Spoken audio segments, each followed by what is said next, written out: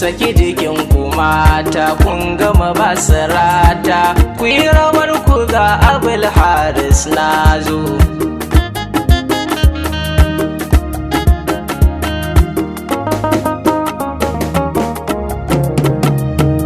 Mai duka za na gode wa Allah kalikina, shi ya bani baiwa ya haskan zamanina, albarkar isasshe ya annabi mai gidana, inda yana fito za ku ganni kuna ta murna, wannan shi ya sama nake daɗa ƙara himma, masoya na ni na ku ne ta hagun da dama, maza har da mata ku taka jin da na zo.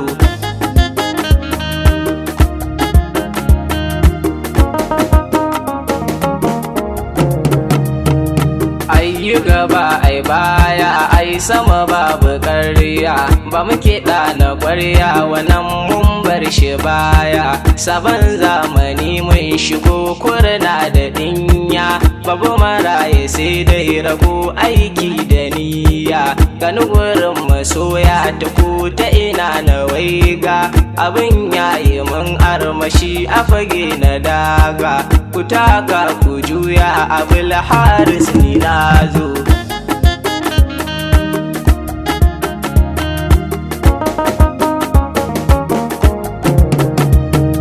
Taro yayi taro kiɗa ne ke ta tashi, maza har da mata suna yau babu fashi, sai mun tashi mun rakashe mun karrama shi, su kuma ƙi ganinmu a yau mun ba su haushi, mu kuma muna ta murna kiɗan mu ya zo da taushi, ga mata suna yin rawa kamshi na tashi, gode wa Allah mata da maza duk sun zo.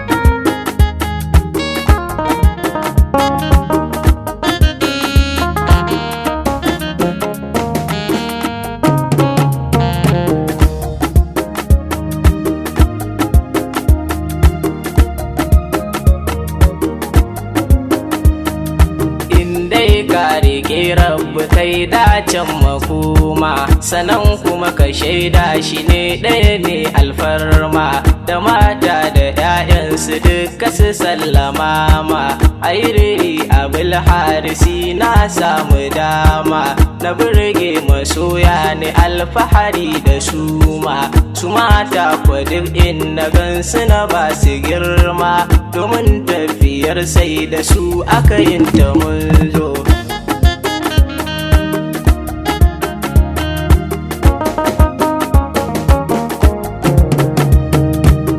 Tikila ke na ce ki tuba ki daina gulma, in kuwa kinki ƙarshen kito zaki na dama, bani gure maza can agwagwa na ce kazama, in kin fallata mun kwata ni za na rama, kusan dai masoya da ku ne zan gadara, dai babu ku babu ni haka babu saura, masoya na nai godiya alabar mu tare da ni da Ali suwa ga dan kadawa.